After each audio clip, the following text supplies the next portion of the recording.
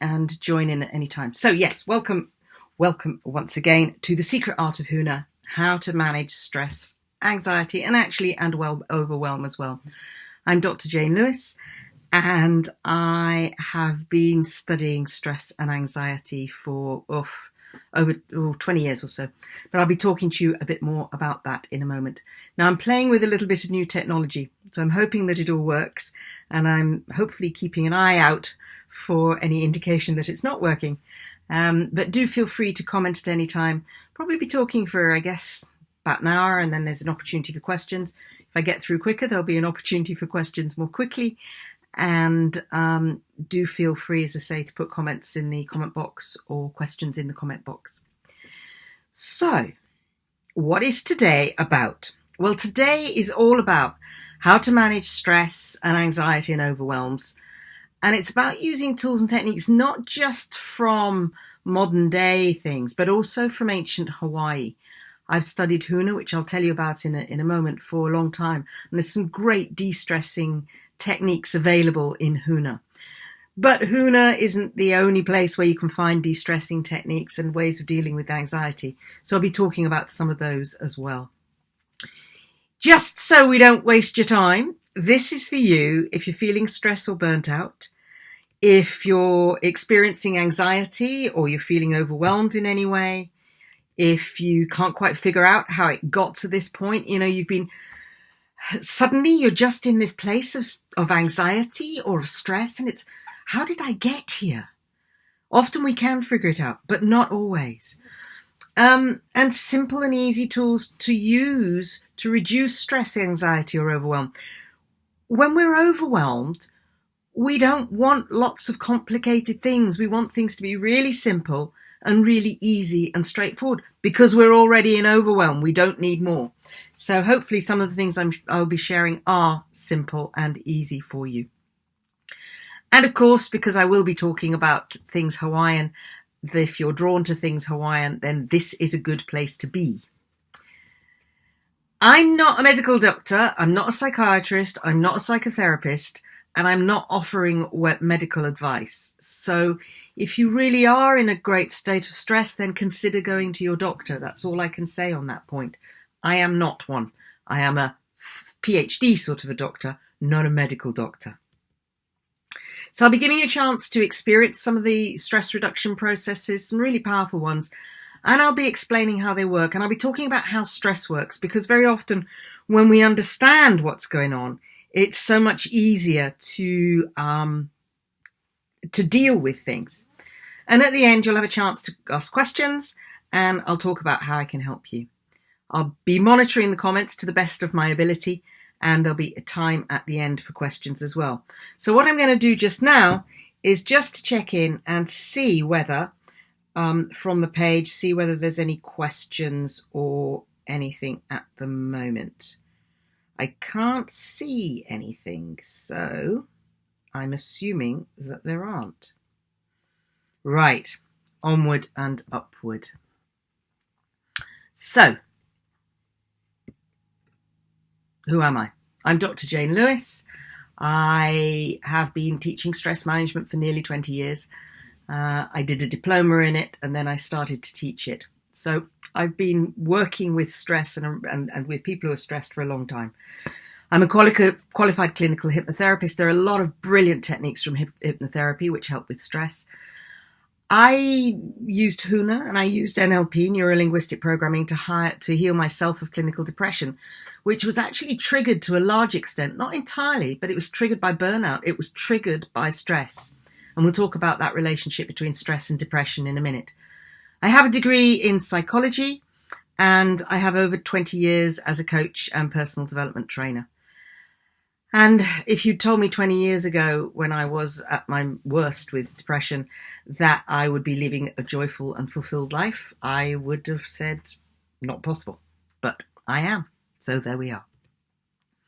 So what can you expect today? So, as I said, we're going to talk about what stress is. I'm going to talk about different approaches for stress reduction. Some of them will be from Hawaii and some of them will be on.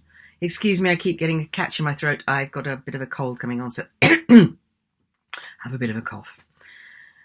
You'll have a practical experience of stress and anxiety and overwhelm release techniques. We will actually do something with some of these, not all of them, but some of them. And there'll also be a roadmap so that you can just one single slide where you can just focus on ways to start to make changes for yourself.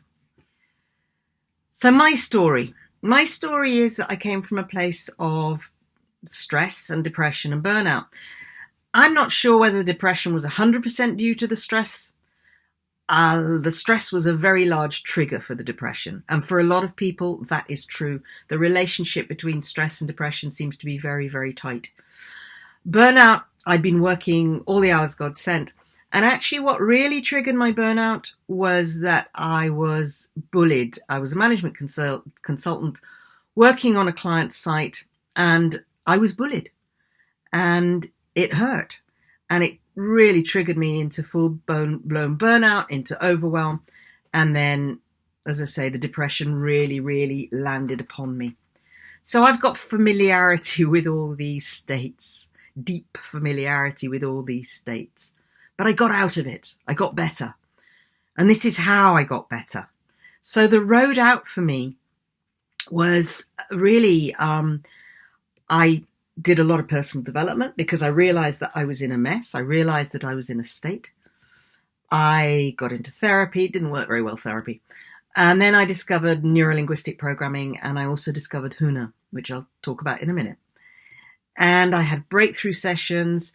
I didn't go much for week in, week out coaching. I went for a couple of carefully selected 1 day or half day sessions. And it really, really transformed my depression and my stress, and helped me move out of burnout. And then gradually I developed more Huna, and I learned other stress management techniques because I was teaching stress management. So I learned other ways of approaching stress that didn't just come from what I already knew. What is Huna?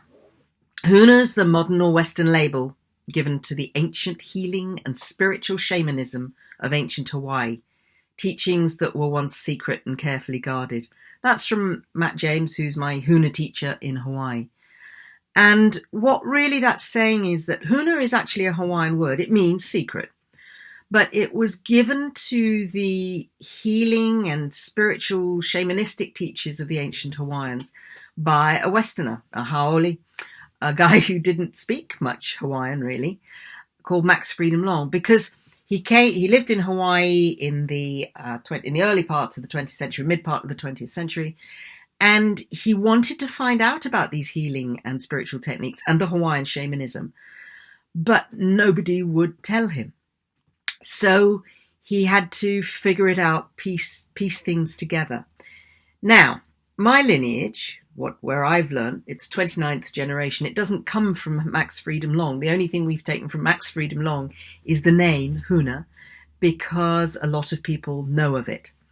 But mine's a 29 generation lineage. So most of the teachings that I teach are from a lineage that goes back, that we know of, 29 generations, traceable. And the current head of the lineage, keeper of the lineage, is the guy on the right, Matt James, who's been studying it since he was a lad of about 14. And he holds the lineage and will pass it on to his kids if they so want it. And his son is Hawaiian, so it goes back into the Hawaiian bloodline. The challenge is that 30 years ago or so, it wasn't very cool to study what we call Huna. It wasn't interesting, and it certainly didn't get you a job. And the then keeper of the lineage, Papa Bray, he was getting old. He had nobody to hand it on to because his family didn't want it. So he handed it on to Matt's father to keep it alive, to keep the teachings alive. It's so important. They're beautiful teachings. They overlap with plenty of other teachings on the planet. And the job really is to keep them alive.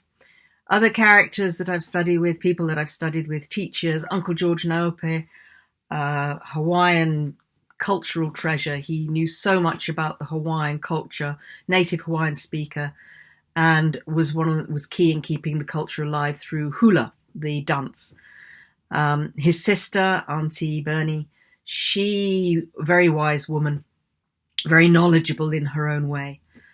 Kumuitua Lopez, who was Uncle George's top student and teaches us hula. So when I go to Hawaii, I study hula. I'm a drummer more than a dancer, so I study the drumming with him. And John Kaimikawa, the late great John Kaimikawa, another amazing spiritual teacher, a Hawaiian speaker, a cultural icon, an activist on behalf of the Hawaiian nation, and an extraordinary man who taught us so much.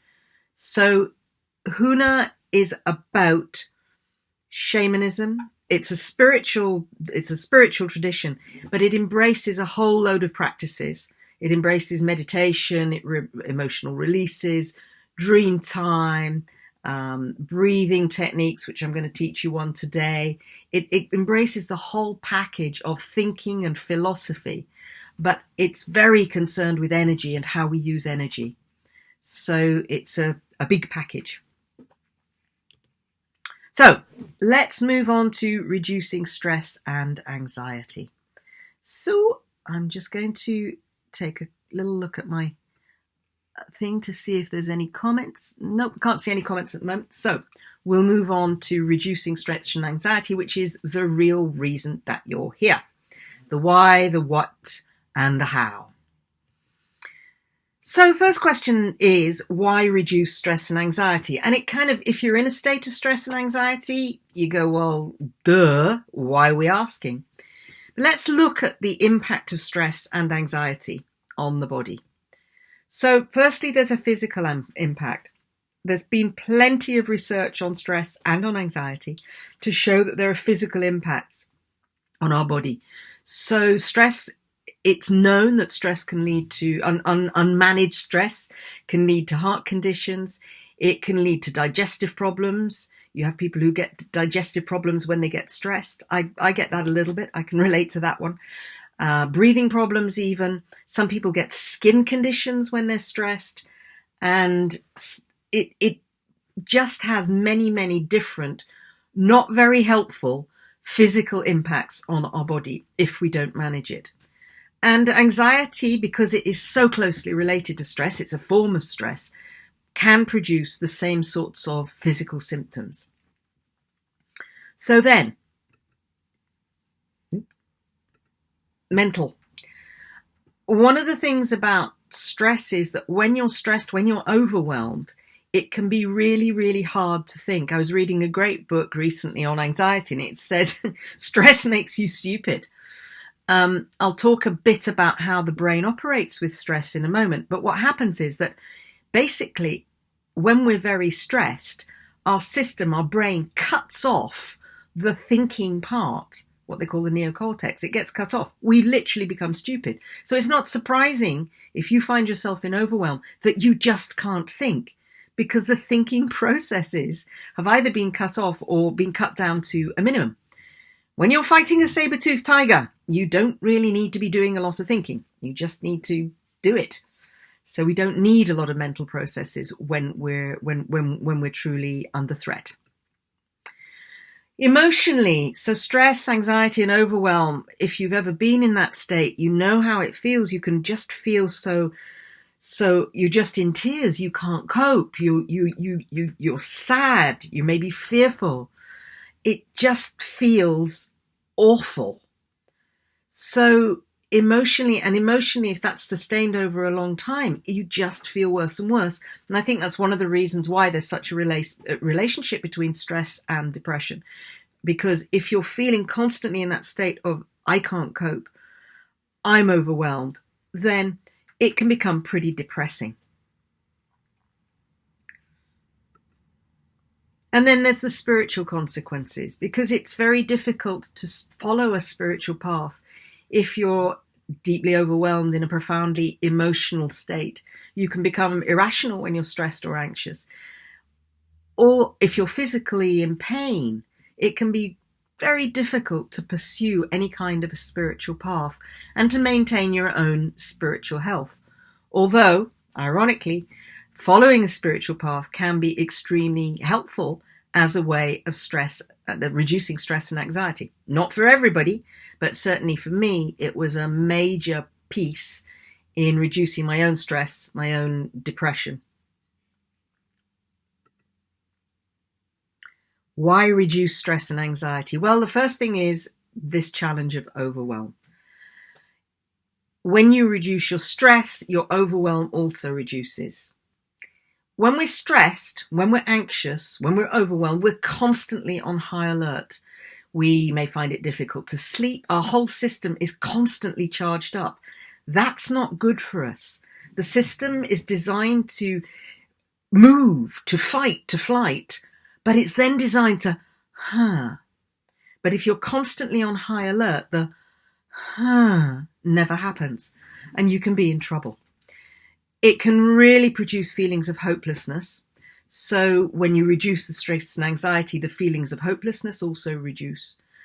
And as I say, stress, anxiety, and overwhelm are so closely linked. So if you're able to reduce the stress, it often will reduce the anxiety and the overwhelm. If your anxiety has developed in a way of its own, as you reduce the anxiety, it will reduce in turn the stress impact on your body, and it will also help to reduce overwhelm. So they're so closely interlinked. Let's look first at what is stress. So just before we do, I'm just checking to see if there's any comments that I need to pay attention to, and I can't see any. So apologies if you're there and commenting and I'm missing you. Hopefully we'll pick up. I'll pick up at the end, so I'll catch it. I'll catch you at the end, hopefully. But I can't see any on here at the moment. Okay, so what is stress? What is stress?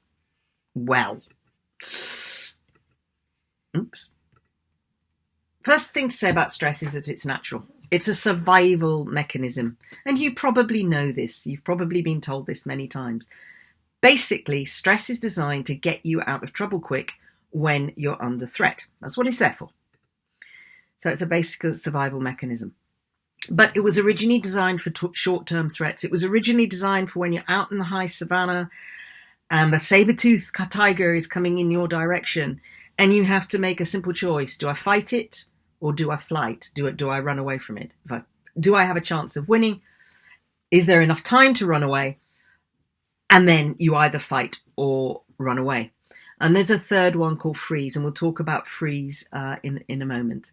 But it was designed for short-term threats. The saber-toothed tiger comes. You fight it. Either you win or it wins. If you win, oh well, good. You're still alive to fight another day, and the stress response can, If it wins, well, there you are. You're dead. If flight, same thing really. Either you run away successfully, and once you've put a safe distance between you and the saber-toothed tiger, then you can just relax, or the saber-toothed tiger catches up with you and you're dead. So you don't need the survival mechanism anymore because it's failed. So it's for short-term threats and for maybe maximum a couple of hours. But what happens in modern society is that it goes on and on. It's relentless. It goes on day after day. And we experience it day after day. So we have changed. The way we live has changed. The stress response has not changed for hundreds of thousands of years. So we're bringing a response, a way of behaving that's hundreds of thousands of years old, evolved over hundreds of thousands of years, into a society that no longer really accommodates it. It is not designed for modern living. Sure, if you're walking down the street and you sense that there's a mugger behind you, you want to go on high alert and you want to either run or turn and confront them or do whatever. That's a short-term survival thing. But you still need it for that. But it's not designed for this day in, day out, consistent nagging or pressure upon you. And there's basically, stress it's a brain and hormone process. If you boil it down to its simplest thing, it's brain and hormones. And the problem with that is that it is not a thinking process. It's all about the pieces of your brain that don't do thinking. And you have fight, which is to fight. You have flight, and you have freeze. When you freeze, what happens is animals in the wild, let's say a deer or an impala is attacked by a lion or a leopard. Leopards are really good examples. So leopards, they will attack their prey. And what they'll often do is, once they think the prey is dead, they'll either stuff it in a hole or they'll leave it up a tree. And then they'll go off and they'll do something else. And when they're hungry, they'll come back and eat it. Now, if you've convinced the leopard that you're dead by freezing, and it stuffs you into a hole or up a tree, once the leopard has disappeared, you can shake it all off and walk away. And that's what animals do after freeze. They'll literally shake it all off and they'll just walk away. So freeze is very useful as a survival mechanism, but it's not useful when you're stressed day after day after day and you go into freeze and you literally, when you're under attack, freeze. It's not helpful or useful. So let's talk about brain anatomy. So brain anatomy, and here we go. This is a photo from Unsplash. Let's look at the brain. So if you think of the brain is a little bit like a cauliflower on a stalk. And the cauliflower bit is the thinking bit. The stalk bit, which I'll come to here, the stalk bit, the old brain, is the reptilian brain is a very, it's totally instinctive. And then sort of in the middle, right at the heart of your cauliflower, on top of the stalk, you've got the emotional area. It's known as the limbic brain or the mammalian brain. It's the thing that we share with the mammals. So we have part of our brain is reptilian. It's very instinctual. Part of our brain is emotional. And part of our brain, the neocortex, thinks. It reasons, it argues, it has language, all that kind of thing. So what happens is when we're stressed, first of all, in the stalk, the brainstem, there is a thing called your RAS.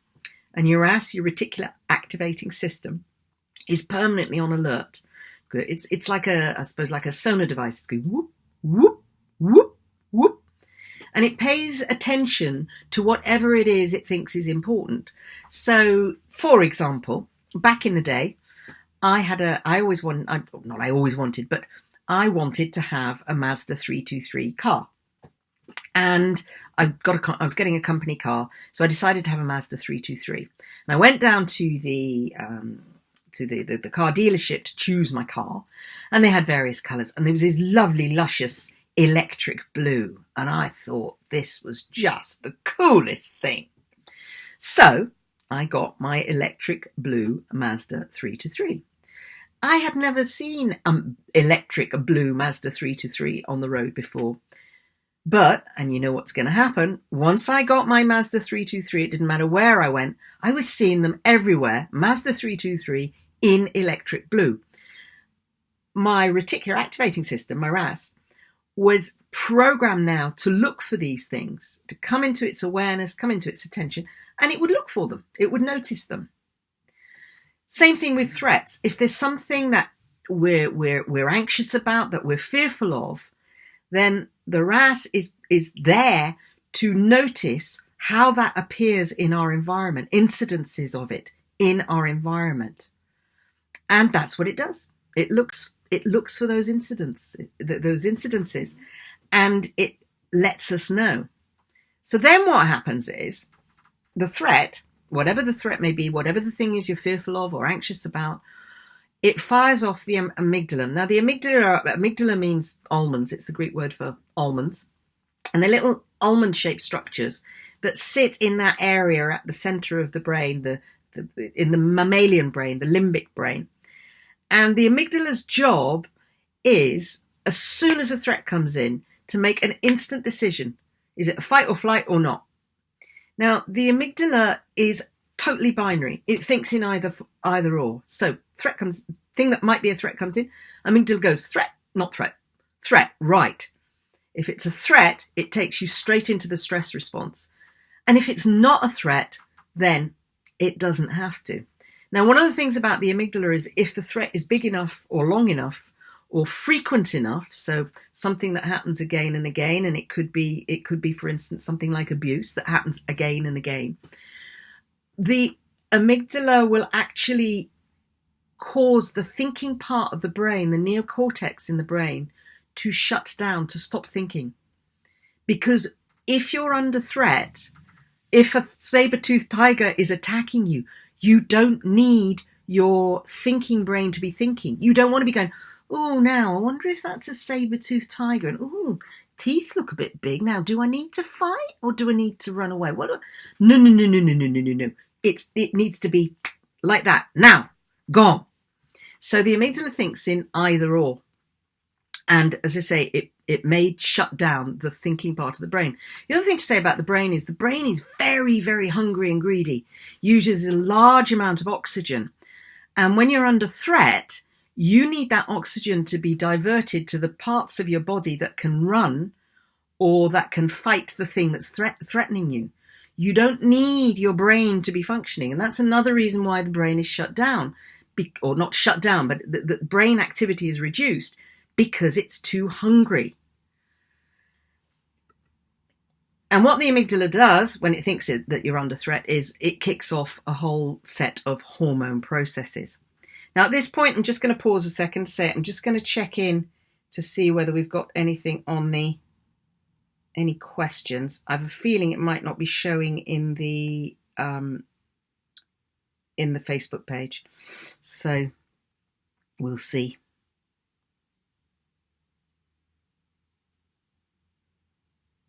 Okay, we'll continue. The thinking brain is not involved, as I say, because it's hungry, because you don't want to be arguing with yourself about whether you should fight or whether you should run away. So, simplified hormones.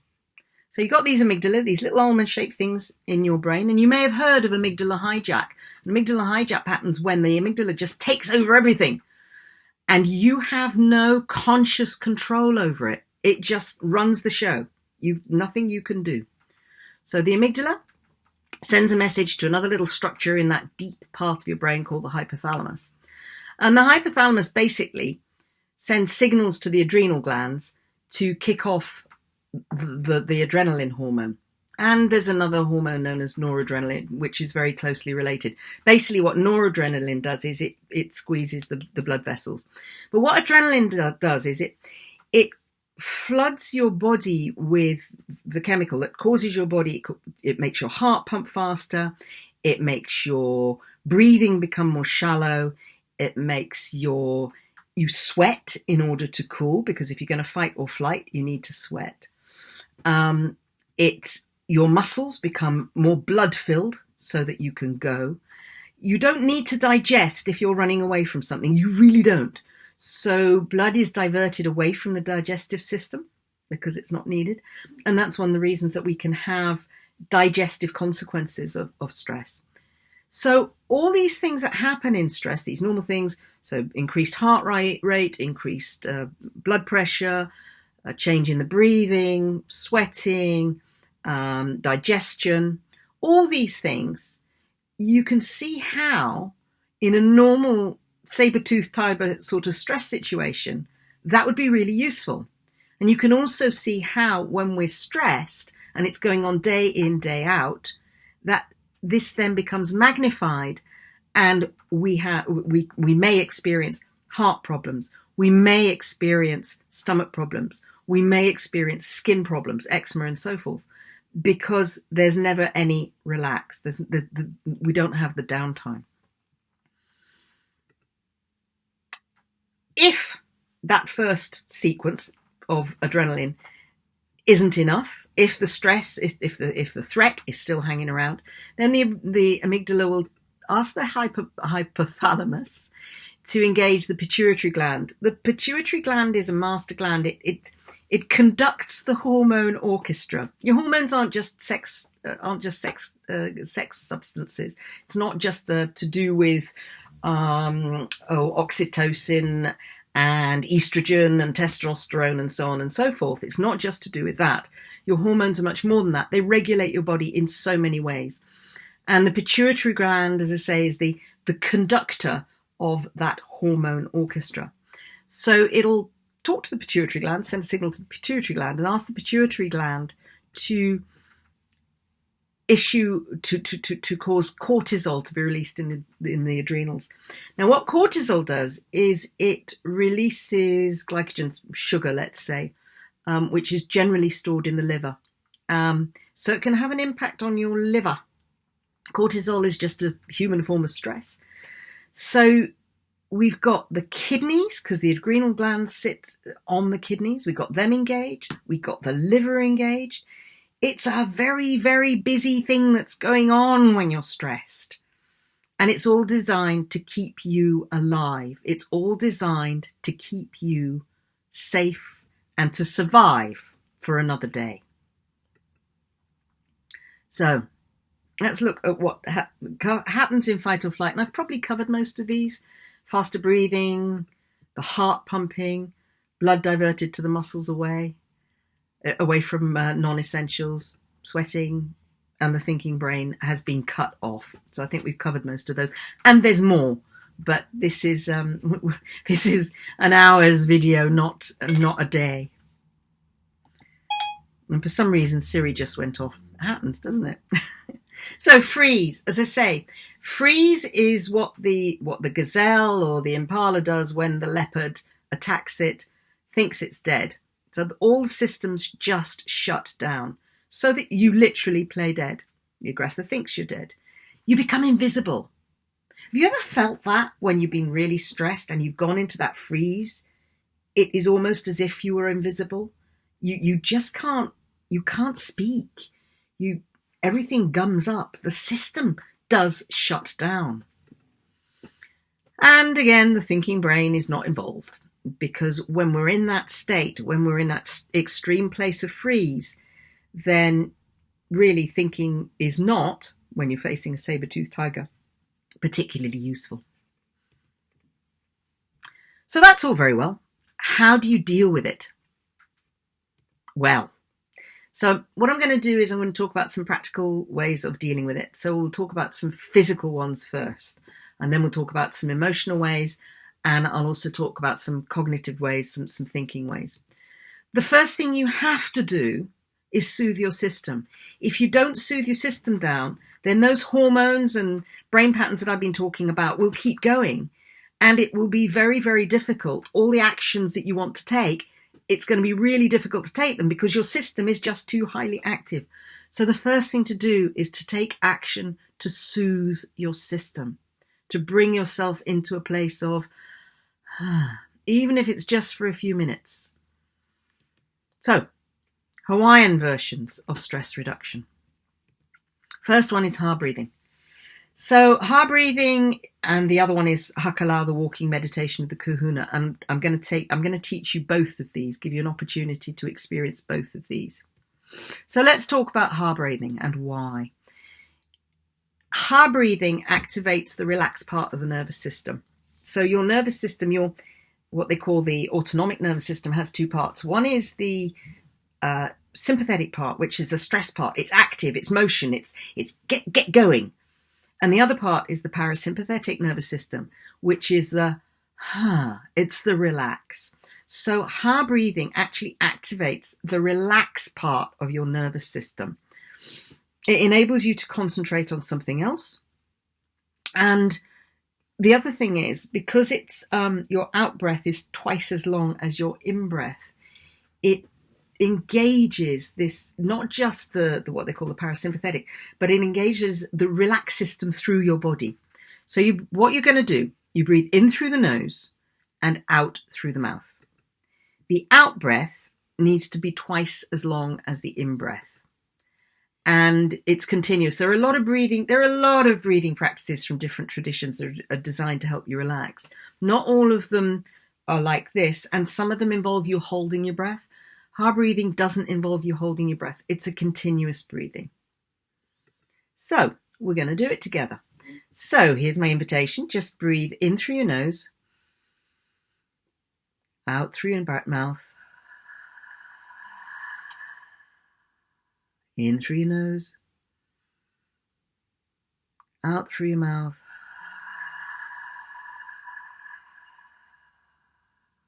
In. Out.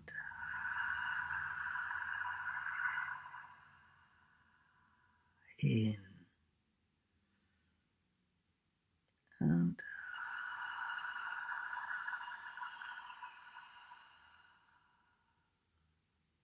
In. Out.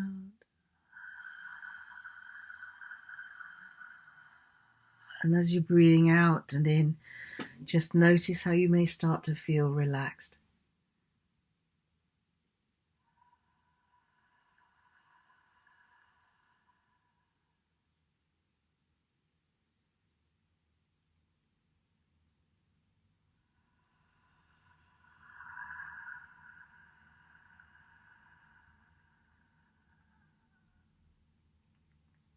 And just do that for another couple of breaths.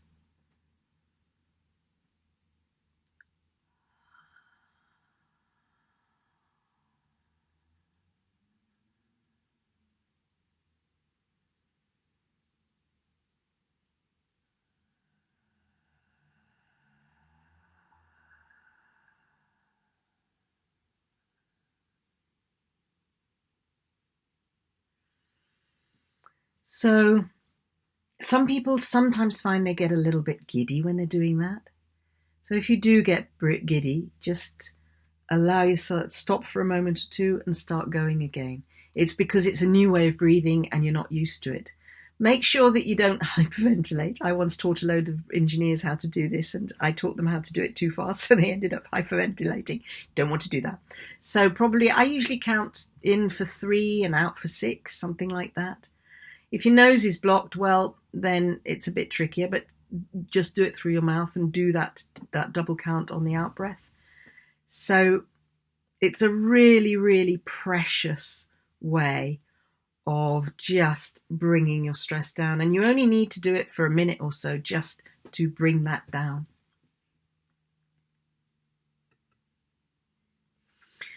And then the next one we have is the walking meditation. And once again, I'm just going to take a quick look at the Facebook page just to see if there's anything in on there. And I'm not seeing anything, so that's okay. Good. No questions. Let's see here. Bear with me.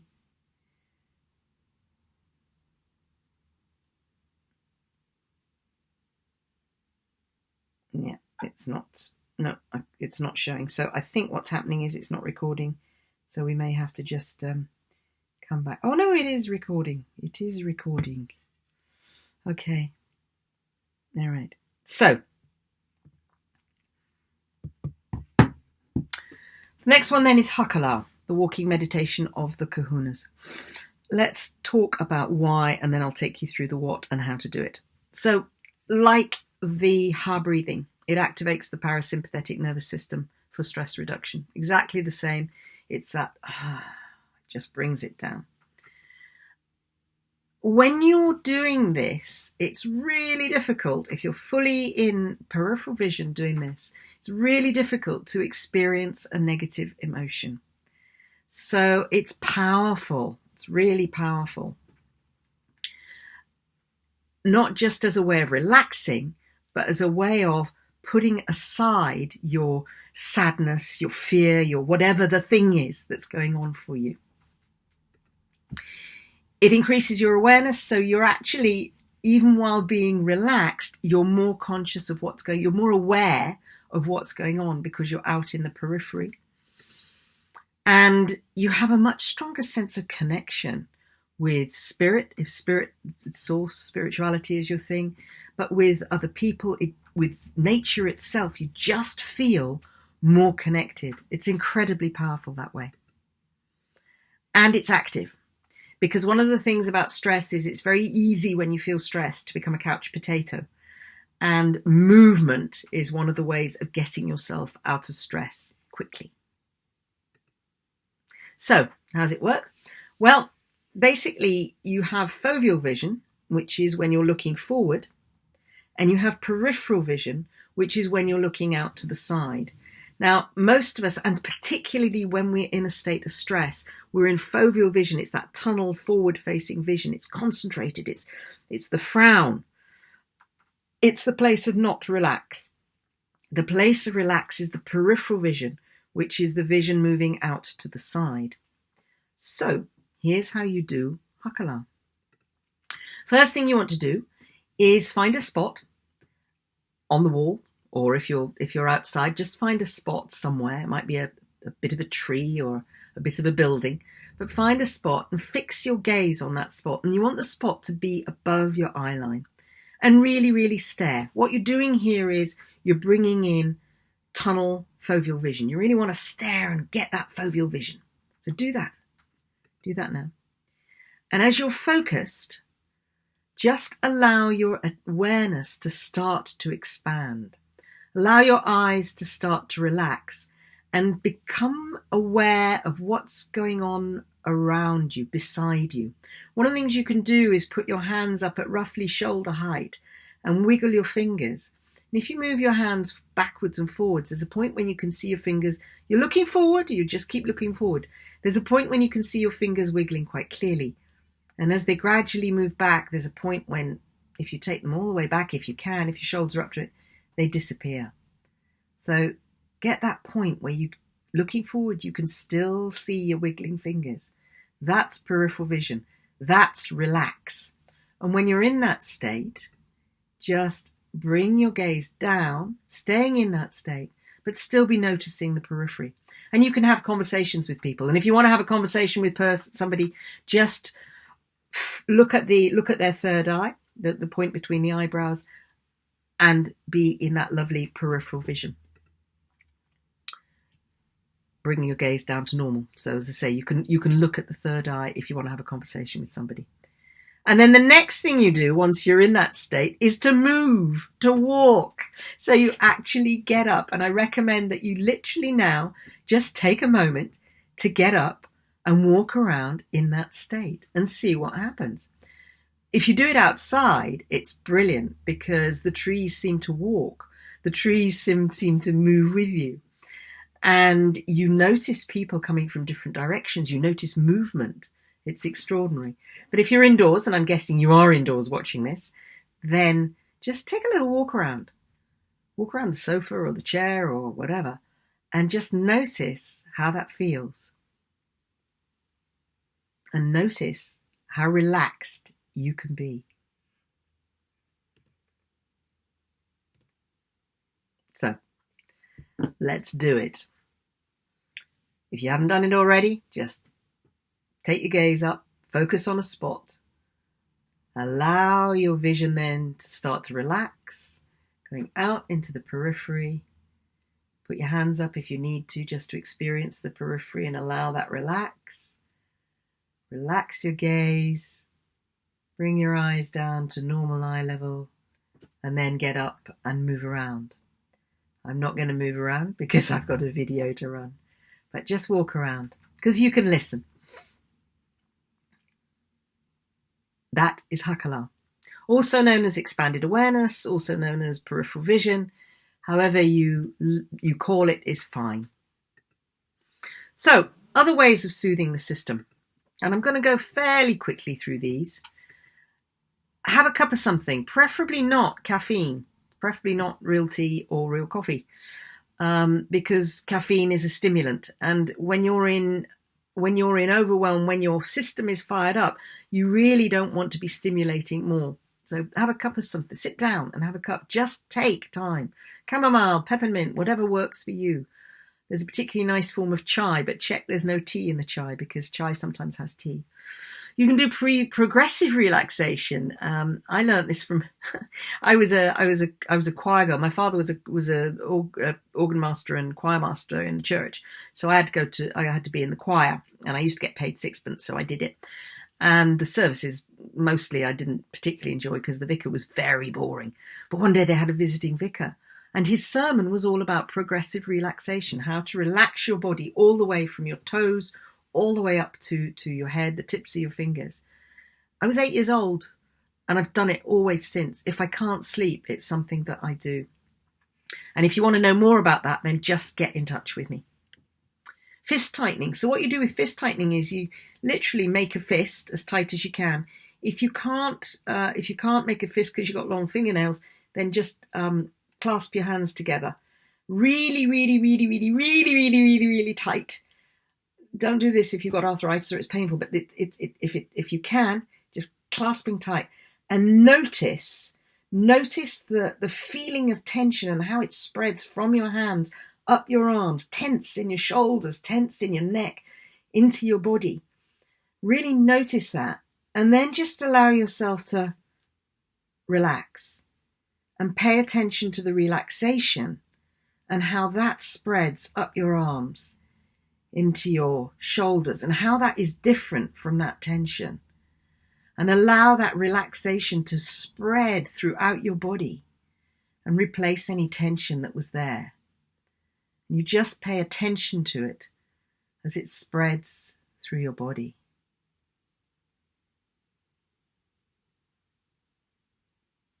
Now, usually when you're doing that, you take a little longer than I have now, but that's the basic process. It's a great thing to try. Move. As I say, it's very easy to become a couch potato. But animals who've been in the freeze situation particularly, first thing they do is they shake it all off. They move. Movement stimulates the system in a positive way. And it can help us to step out and change state from where we were with this overwhelm and I don't know what to do and move. Just move. Or stretch. Or dance. Put on some wild music and dance. Sing. Singing's great because in order to sing, you breathe in and it deepens your breath. It takes you out of that very shallow stress breath. Sing. Everybody should sing. Even if you can't sing. Sing. Mindfulness. And there's plenty of mindfulness systems on the internet. So I'm not going to go into mindfulness at all. But mindfulness and also meditation. And on the Huna trainings, the live trainings, I teach meditation. Huna meditation. There's another one which is from hypnotherapy, which is the place of sanctuary visualization, which basically you imagine in your mind going to a place of sanctuary, going to a safe place, going to a place where you're happy. It's a great tool. Again, if you want to know more, just get in touch. So I'm going to skip through the fist tightening because we've done that. Now, emotional releases. Huna has some great emotional releases, and one is called Ho'oku'u, higher self therapy. I love it because it clears out the emotional baggage. It clears out the history which may have triggered your current state of anxiety or stress. It improves connection with higher consciousness, with source, with the higher self, whatever word you give to that, because you're actually utilizing the higher self. You're bringing in the higher self or the connection with source, the source energy, to release whatever's going on for you. It's fast. With a bit of practice, you can do it in under a minute, under 2 minutes. Nowadays, because I've done it so many times, I can do it in probably about 30 seconds. It's very fast and it's excellent. It works and it does reduce stress and anxiety. When I run one-day Huna trainings, and there's one coming up, I teach this because I think it's such an important tool for all of us to know. It's not a tool that there aren't many parallels for this in other disciplines. There is a similar tool in one of the Indian systems, but a lot of systems, spiritual systems, meditation systems, and so forth, they don't teach this, and it's really, really valuable. Ho'oponopono, the Hawaiian forgiveness process, another really, really useful tool. Again, it's pretty fast. It works. It clears out the emotional baggage. It clears out the people to whom we bind ourselves. And the problem with unforgiveness, which is the state of not forgiving, is it acts like stress in the body. So all the things I've been talking about, the ways that stress acts, if you haven't forgiven somebody, if you're feeling bitter or revengeful towards them, that acts like stress in the body. It can act like anxiety in the body. So forgiveness, forgiving them and letting go Really, really important if you're feeling stressed about somebody. It improves, when you forgive, it improves your relationships with others. And again, Ho'oponopono is something that I teach on the one-day events. When I run 5-day Huna retreats, I teach it on that as well, because it's so useful, so important. And I'm able to teach it at depth that a lot of Ho'oponopono teachers don't teach, partly because I've been doing it a long time, and partly because there are particular processes that you can use, and not all Ho'oponopono teachers know how to use those processes. So, lifesaver Ho'oponopono, I'd say. Let's look at some cognitive and practical techniques quickly. So the first one is the power of thought. Our thoughts, we really underestimate how powerful our thoughts are and how they direct everything, once the amygdala allow us to do any thinking. And the way it works is this. There's an event, something happens, and the something can be a tiny something or it can be a big something. And I'll give you an example in a minute. And we evaluate that something. We evaluate, is it a risk? Is it not a risk? We evaluate it against a whole load of filters. Filters of, have I come across this before? Does it cut across my values? Is it something that, so for instance, if you've got a very high value on justice and something happens that's unjust, it may trigger you. So you evaluate it. There's thought processes happen. And depending on the evaluation, then emotions will arise. And as I say, if it's injustice, then an emotion of perhaps anger could arise. So however you evaluate it, your emotions will start to well up. And depending on the emotion, you will behave in a particular way. That's the expression part. And behavior includes posture, it includes taking action, it includes doing things. So, to give you an example, you get up in the morning and you get out of bed and you kind of look at it, it's a little bit cold and it's not the greatest day to be getting out of bed. And you stub your toe on the bed. The evaluation, stubbed my toe, slight frustration, but get on with what I'm doing. You go into the bathroom, you go to clean your teeth. That's the next event now. You go into the bathroom, you go and clean your teeth, and you discover there's no toothpaste. Evaluation, no toothpaste. Slight frustration, bit more frustration than it was when you stubbed your toe, and feeling a bit grumpy, or you clean your teeth anyway in the best way you can, be a bit grumpy, but you go downstairs and you sort of stomp around a little bit, and you go to make yourself a cup of tea. This is the next event. You go to make a cup of tea. Now, by now, you're feeling a bit grumpy. You're stomping around a bit because you've stubbed your toe and there wasn't any toothpaste. You open the fridge and there's no milk.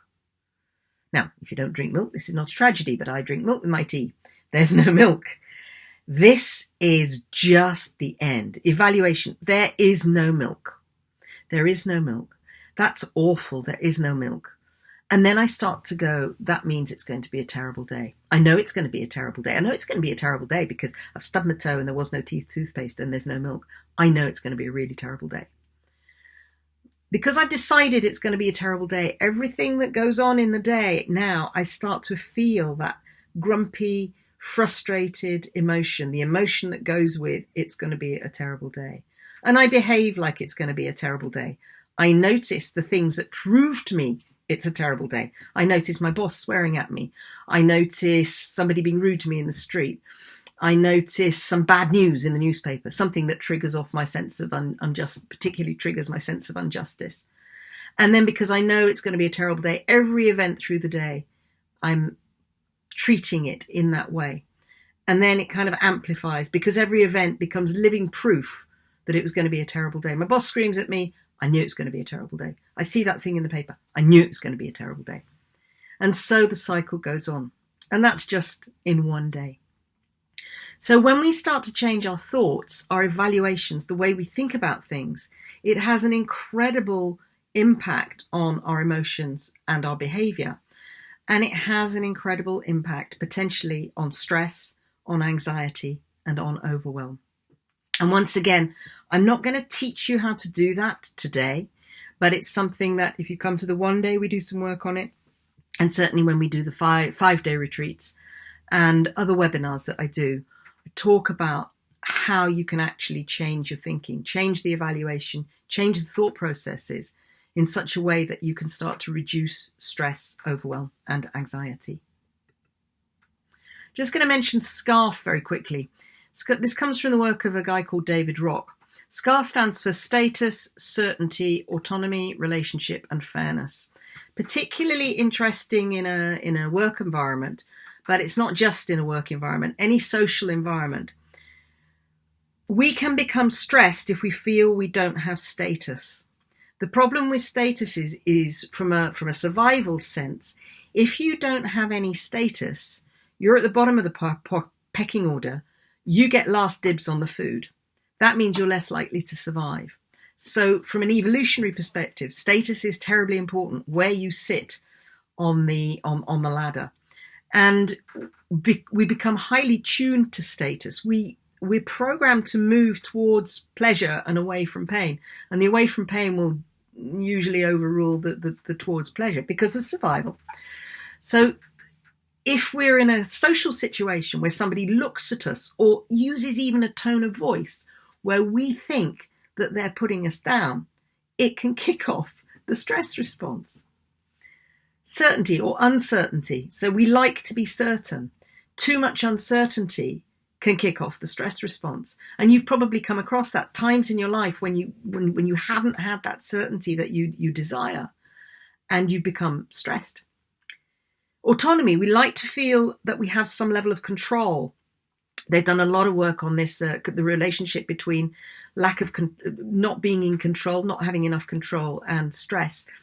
And when we don't feel that we have control over our family situation, our home, our work situation, the work we do, our physical environment, or whatever it happens to be, that can kick off stress because it's a threat.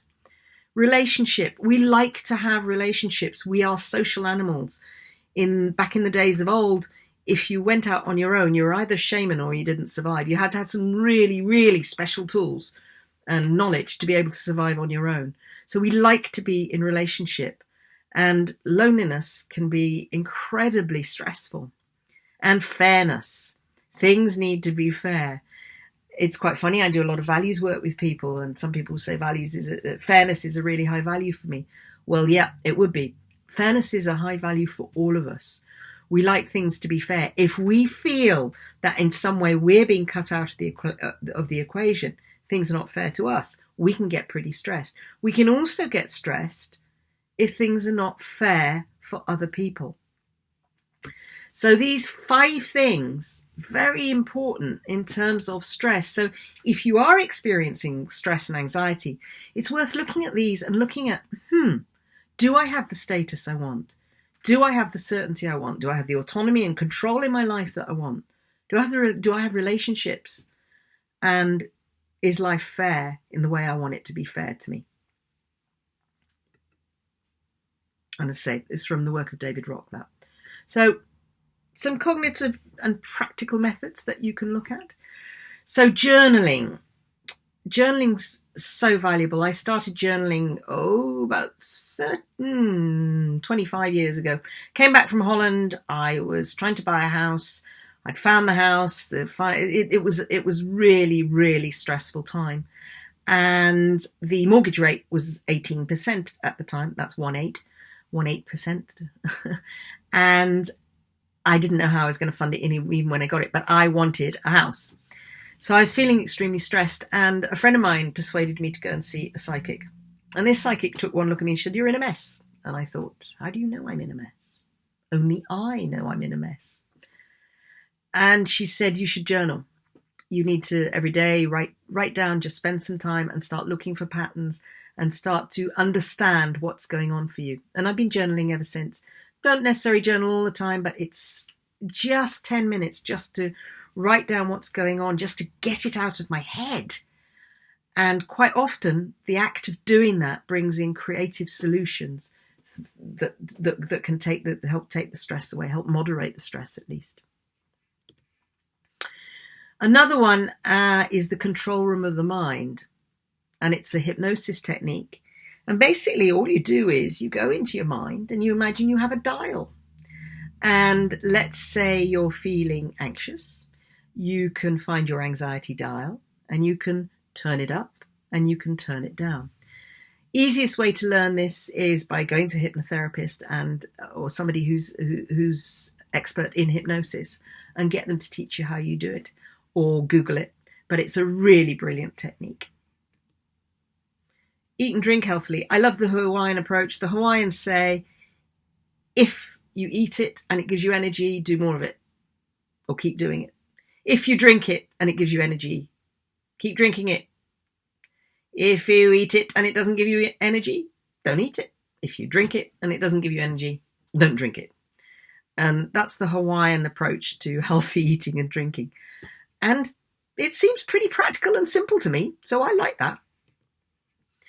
Identify your needs and triggers. So what is it that triggers you into stress? What is it that triggers your anxiety? The more you understand that, understanding can actually help bring reassurance.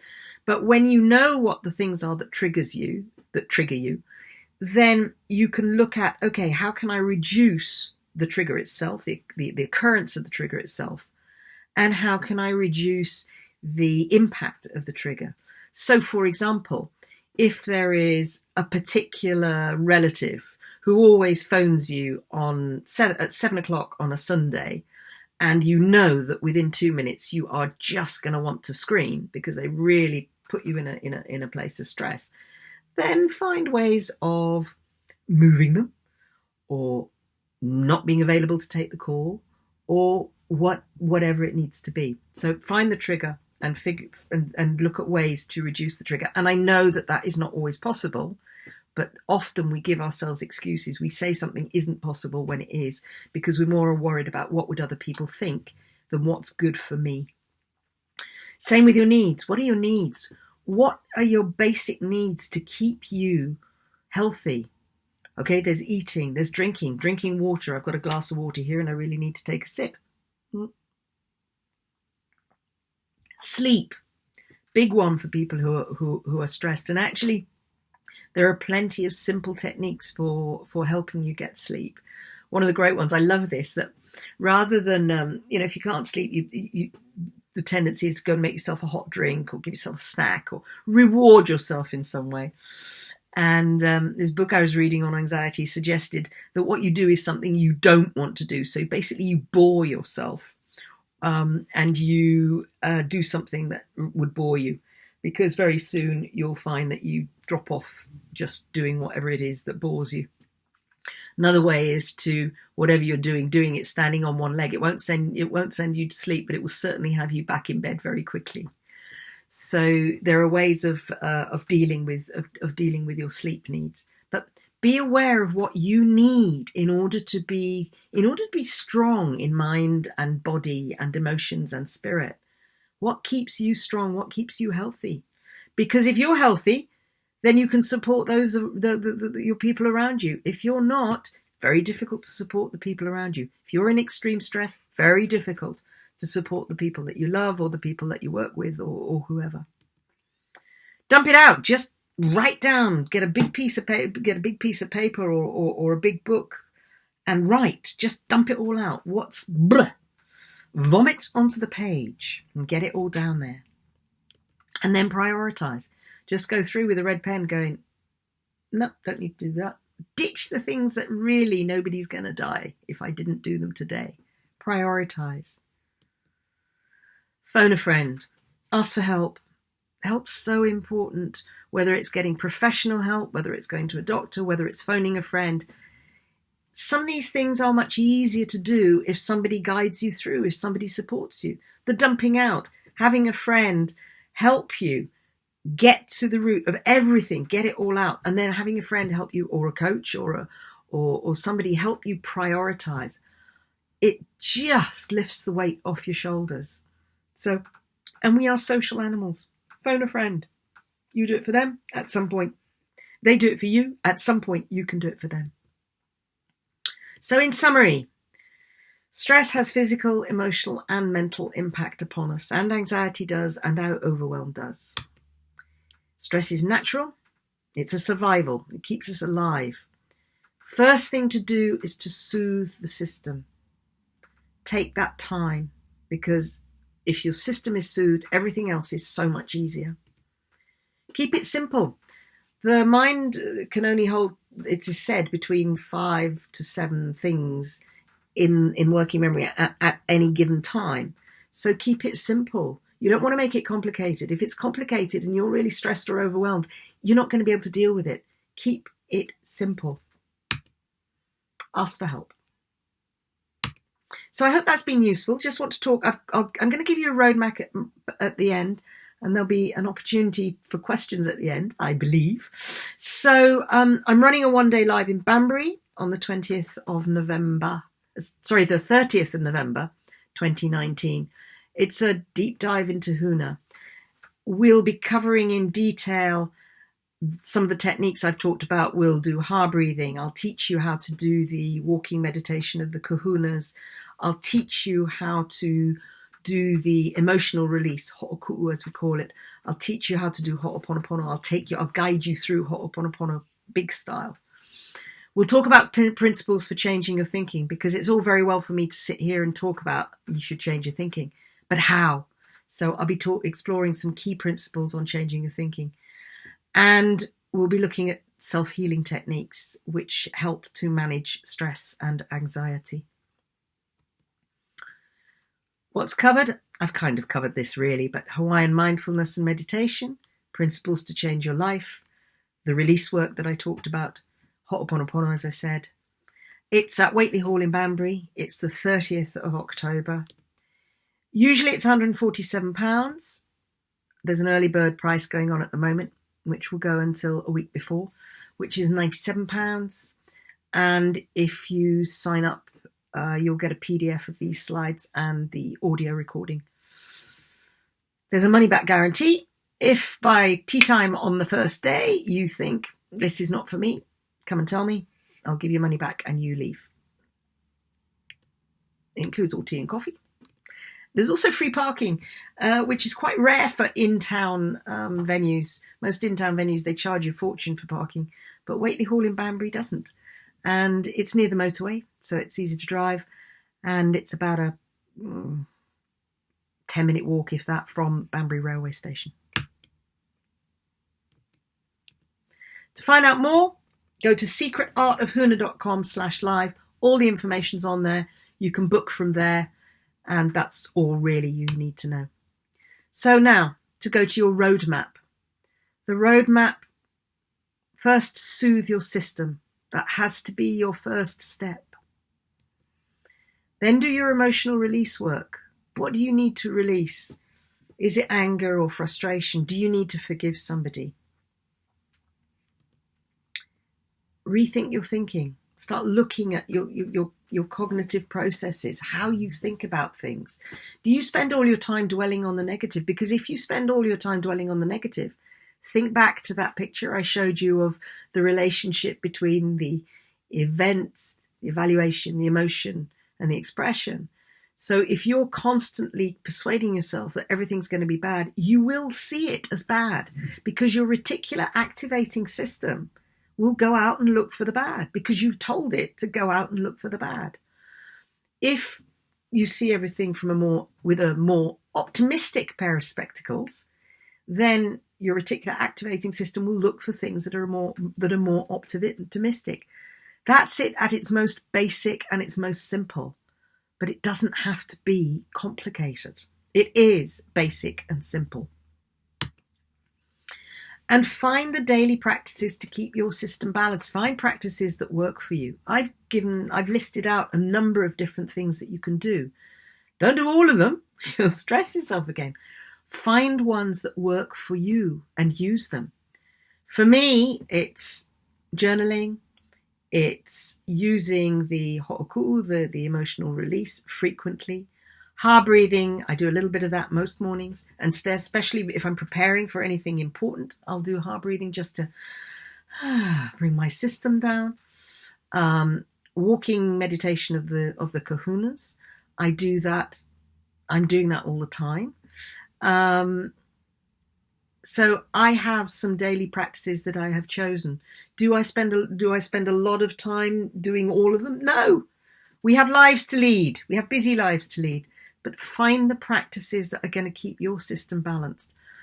And if you need help, if you want advice, you can always jump on a call with me or email me or contact me via Facebook. And we can talk, and I can see how I can help you and let you know what might work for you. You know, we just talk about what might work for you and what you need to do. And if you need help sorting out your thought processes, we can do that. We can do emotional release work. And because I'm a clinical hypnotherapist, I can help you with some of the visualizations that might help you soothe your system. So what we're going to do is I'm going to see what questions you have. Now, if you're on the live, I'll stop this and then I'll just go into questions. If you're not on the live, you can always put comments after the live has finished. Put comments into the box. Very happy to answer them. So any questions you have, any comments you have. So thank you so much for listening or watching. If you were live, I'm so glad you were there. If you were not live, if it's later on, then enjoy. I hope you've enjoyed it. I hope you find it useful, and do send your questions, or as I say, get in touch with me. My mission in life is to help people to deal with stress, to deal with change, to deal with those times when you're at the crossroads or you feel stuck. And I found that Huna is one of the best ways of doing it. And I don't just draw on Huna, I draw on many other things as well. So take care, lots of love, talk to you very soon.